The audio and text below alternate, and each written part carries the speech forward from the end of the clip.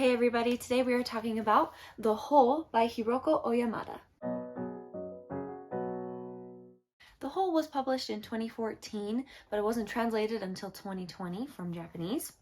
And I don't want to go too far into this because it's less than 100 pages. It's like 92 pages, and so I would basically be spoiling the whole thing if I said too much about it. But I did want to touch on a couple of points in this book that I actually really resonated with, I related to, and because it does fall around summertime, and it's summertime now, and so a lot of the things I just related to a lot and wanted to discuss those things in particular. This story revolves around our main character, which is either pronounced Asa or Asa, not sure, but she has to move next to her mother-in-law's house because her mother-in-law owns the house next door to her, and her husband got a job change that ended up taking them there.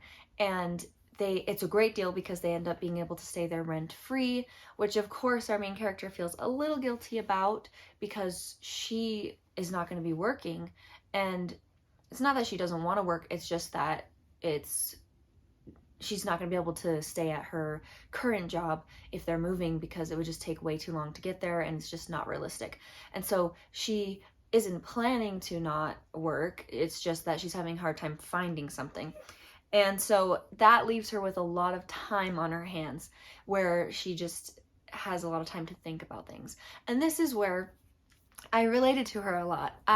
During summer vacation, since I'm a teacher, I have summer off, though I don't have it completely off in the way that she does because I still do things like piano lessons and other side things that are just smaller. So I still have a lot of free time, but I am also still earning an income over this time period. And whereas she wasn't having a job at all, so she wasn't making any money.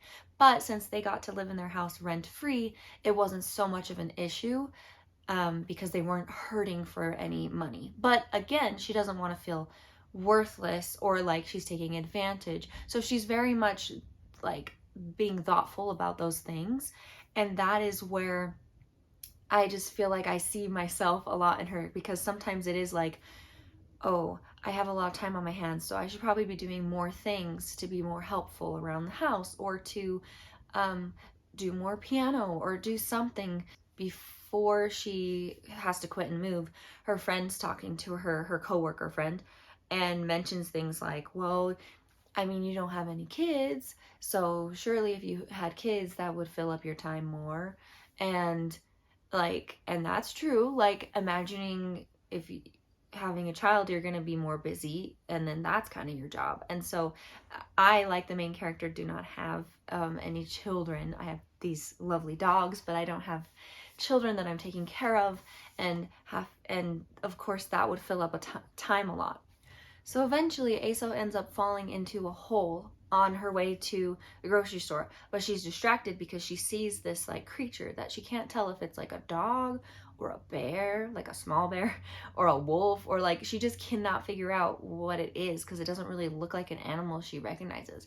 So it's not coming towards her, it's going away from her. So she decides on a whim that she's just, instead of going to the store, she'll just follow it.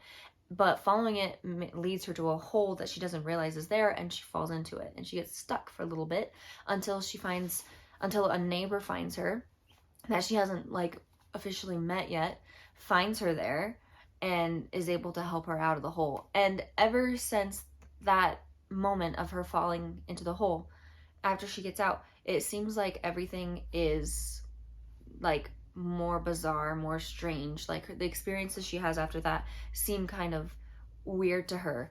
And like she discovers another neighbor of hers that is a person that she feels like she should have known about for a long time, but is just barely meeting this person. And I don't want to say exactly who because, again, it's a short book and I don't want to spoil all of it. So when you find out about who that is, then you experience her feelings where she describes like, should I bring this up? Is this something I should keep to myself? This is really weird. And the more you read, the more kind of, it's like, the way that it's written, it's like not super strange. It is a little strange, but it's not so out of the ballpark that it couldn't be real. Like, that's the thing. It seems like a lot of the things that she starts experiencing could totally happen. But at the same time, it just seems like, it's like, why would this be happening? So it kind of makes you question it in that way too. But that is kind of how the book continues, where all these things are happening to her. They're a little different. And I read a couple reviews on this book after I finished it, and there's also a reference in this book about Alice in Wonderland. If you're kind of thinking, oh, about it in that kind of a sense and trying to relate that to her experience, then it kind of makes a whole other element to this book that maybe you wouldn't have thought about, that just adds to it, that makes it a little bit more complex than you might think for it being so short.